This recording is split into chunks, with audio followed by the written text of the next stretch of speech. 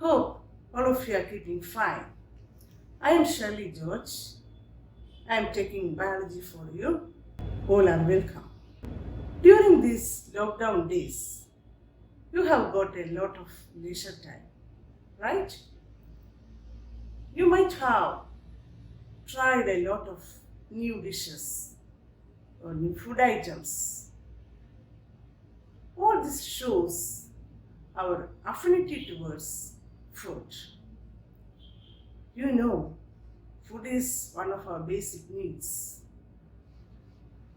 Do you ever think why we are taking such a variety of food? In class 6, you have studied why you are taking variety of food. Because the food contains some components which are needed for our body. These components are called nutrients. These components are called nutrients. Let us see which are the major nutrients in our food. In this slide, I will show you the major nutrients: carbohydrates, fats, proteins, vitamins and minerals. These are the 5 major nutrients needed for our body. I think all of you know what these nutrients do for our body. These carbohydrates and fats give us energy to do our various life activities. Proteins help us to grow, and vitamins and minerals keeps our body healthy. They protect us from diseases. Then, how do we get these nutrients? So we know that animals get food from plants, and other animals they eat plants. But what about plants? How they get their nutrients? Plants can make their own food from simple substances.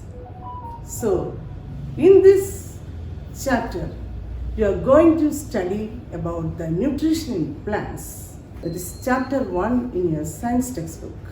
We know all organisms require food, including plants and animals. Let's see how the plants get their food. So we have to study what is nutrition. Nutrition is the mode of taking food by an organism and its utilization by the body. So what is nutrition? The mode of taking food by an organism and its utilization by the body. In plants, there are 2 modes of nutrition: autotrophic nutrition and heterotrophic nutrition. What is autotrophic nutrition? In autotrophic type of nutrition, the organisms can make their own food from simple substances. All green plants are autotrophic. The organisms which can make their own food are called autotrophs. So all green plants can make their own food and they are autotrophs. Auto means self and trophos means nourishment. So autotrophic means self-nourishment. Now what is heterotrophic nutrition? Heteros means others and trophos means nutrition. So they depend on others for their nutrition. All animals, including human beings, are heterotrophic in their nutrition. There are some plants which have no green color and they cannot make their own food. They are also heterotrophic in their nutrition. So in this chapter we will study about the different types of heterotrophic plants. Now we have seen that plants can make their own food. So my next question is, in which part of the plant the food is prepared? Or which are the food factories of the plant? Of course, all of you know it is leaves, right?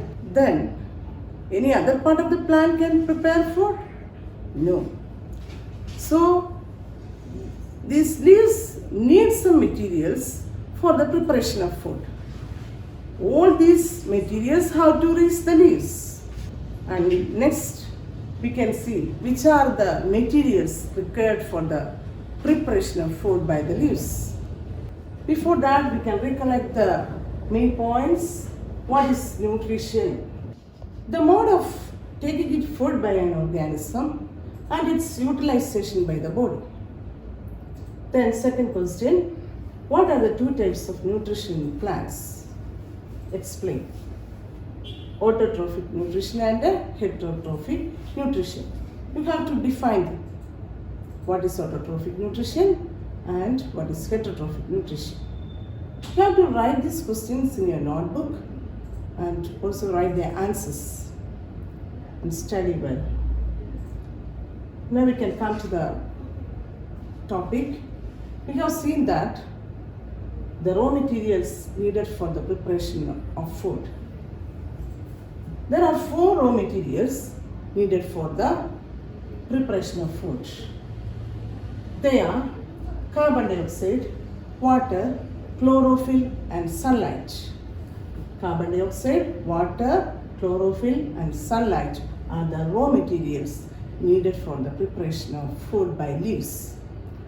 Next we have to think how these raw materials reach the leaves. All these raw materials have to reach the leaves. We can take it one by one. First one, carbon dioxide. How the carbon dioxide reaches the leaves? All of you know carbon dioxide is present in the air. Is it? How it reaches the leaves? There are some tiny pores present on the leaves and it is called stomata. Through these tiny pores, air enters into the leaves. This tiny pore is called a stomata. And this stomata is surrounded by some special cells, some bean-shaped cells. They are called the guard cells.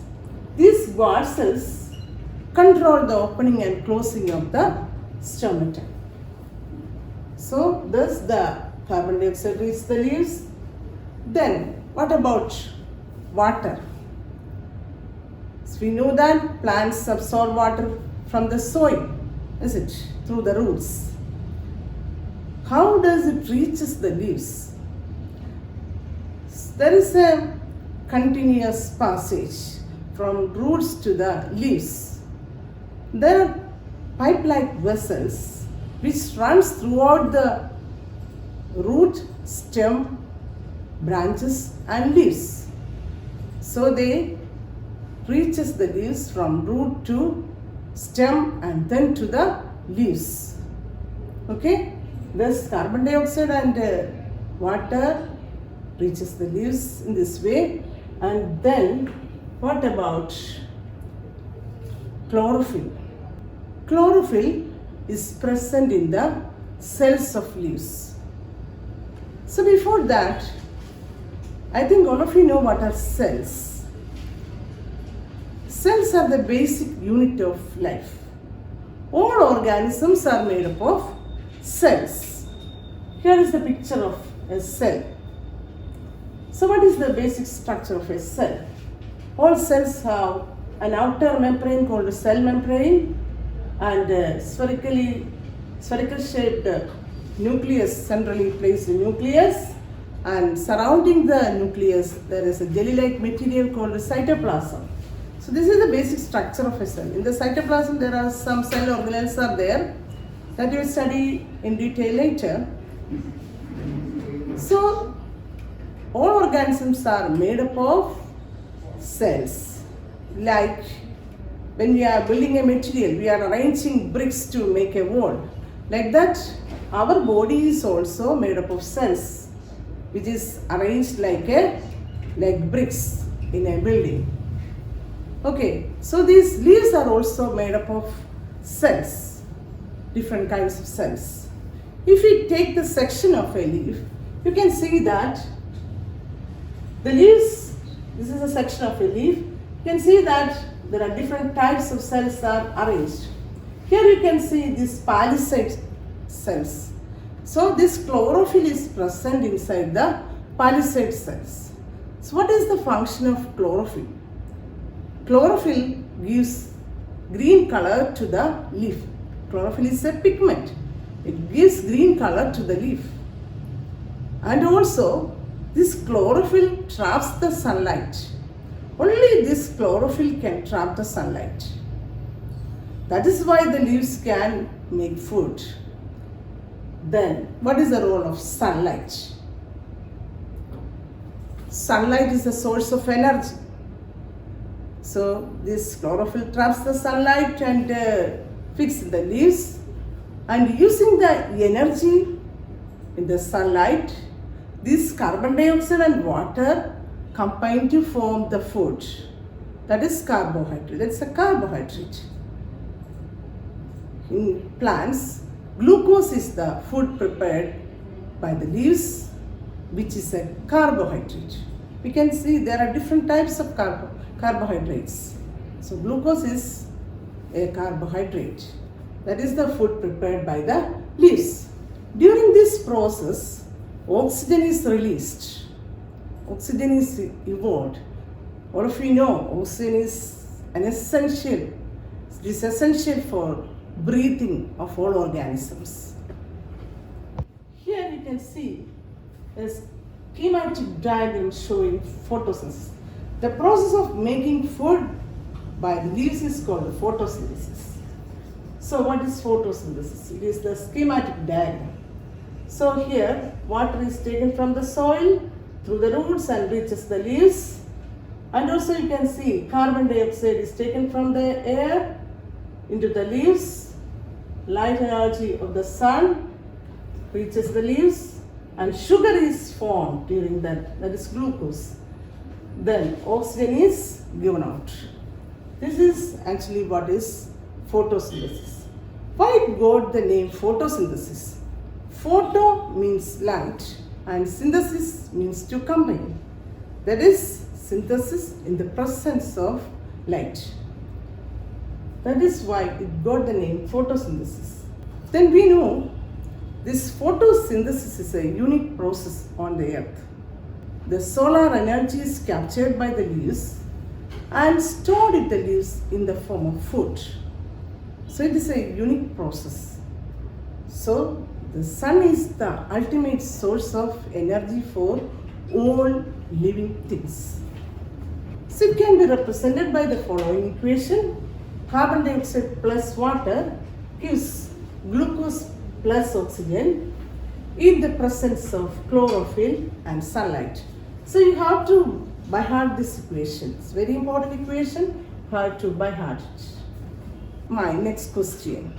Can we live without photosynthesis? Is it necessary? Is this process is necessary? Of course. If there is no photosynthesis, we know that there would not be any plants. So we know that all animals, including human beings, depend on plants directly or indirectly. So, and also during photosynthesis, oxygen is given out, isn't it? Oxygen is released, which is used for breathing by all organisms. So in the absence of photosynthesis, there is no food, there is no oxygen. So, life would be impossible on the earth. We can recollect. Name the raw materials needed for photosynthesis. Explain the role of each. So, you know, carbon dioxide, water, chlorophyll and sunlight are the raw materials, and all of you know the functions. If I write down in the notebook, then what is photosynthesis? The process of making food by plants leaves using carbon dioxide and water in the presence of sunlight. Then, can you imagine the earth without photosynthesis? Justify your answer. So I have already explained that. So write all these questions in the notebook and study well. During photosynthesis, oxygen is released and the carbohydrate ultimately converted into starch. We can test the occurrence of photosynthesis by testing the presence of starch in leaves. For that you can do one activity. Take two potted plants. Keep one in the dark and the other one in the sunlight for 72 hours. Then after that, we perform the iodine test. All of you know what is iodine. You have studied in class 6 about the iodine test. So when add iodine solution to the substance containing starch, it will turn blue-black. So like that, we can do the iodine test. So observe your result. You can see the leaves which is kept in the sunlight will turn blue-black, and the other one which is kept in the dark will not show any color change. It shows that sunlight is necessary for photosynthesis. No photosynthesis happened there. Follow. You can again repeat it by keeping the potted plant which is earlier kept in the dark in the sunlight.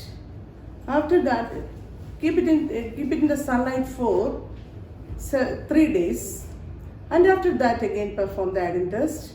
You can see that then it shows color change.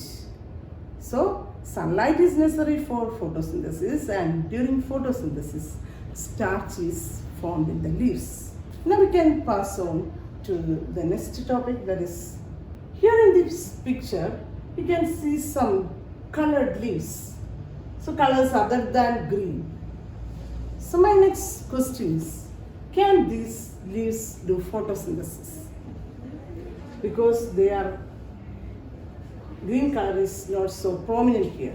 Yes, they can also do photosynthesis because large amount of this brown or red or other pigments mask the green color. So green color is masked by the other colors, other pigments. So they can also do photosynthesis. This coleus leaves. Another plant. So have you seen green slimy patches in ponds and other stagnant water bodies? What are they? They are called the algae. So what is their color? They are green in color. So they can do photosynthesis. They are very small plants, but they can do photosynthesis because they have chlorophyll. Now we can move on to the next topic. It's an important topic. The synthesis of plant foods other than carbohydrates. We know this carbohydrate is synthesized in plants during photosynthesis. Actually, what is carbohydrate? Carbohydrates are compounds having carbon, hydrogen and oxygen atoms. Okay? Then what are the other nutrients? Fats and proteins. Can they synthesize these fats and proteins? These fats are also contains carbon, hydrogen and oxygen. Fats also contain. So they can synthesize fats from this carbohydrate. Then what about protein? We know that protein is required for the growth of the plants.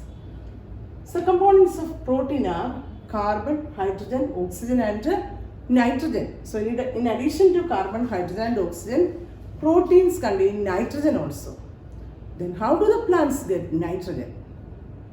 For the synthesis of protein, nitrogen is needed. And how do they get this nitrogen? Nitrogen is present abundantly in the air. About 78% of air contains nitrogen. But one problem is that it cannot be absorbed by the leaves like carbon dioxide, as they absorb carbon dioxide. Then how they get nitrogen? There are some bacteria present in the soil which can convert this atmospheric nitrogen, that is gaseous nitrogen, into a solution form. This bacteria lives in the roots of some trees or some plants. Thus they reach the soil in a soluble form and they can absorb the soluble nitrogen along with water and minerals through the roots. And thus the nitrogen reaches the leaves and the plants and they can synthesize this protein also. And also they get this nitrogen when farmers add fertilizers to the soil, that is nitrogenous fertilizers. Thus the plants fulfill their nitrogen requirements. Let's recollect. Can coleus leaves do photosynthesis? Yes. How? Because they have chlorophyll, but it is masked by the large amount of other pigments. Then, how do plants get nitrogen from the atmosphere? So, you have seen the bacteria which can absorb nitrogen from the atmosphere in a soluble form, which lives in the soil. Okay, and also by adding this nitrogenous fertilizers. By this, I am going to wind up the session. You study well, go through the text, read the text 2 or 3 times, and you can write more questions from the text. Have a nice day. Thank you.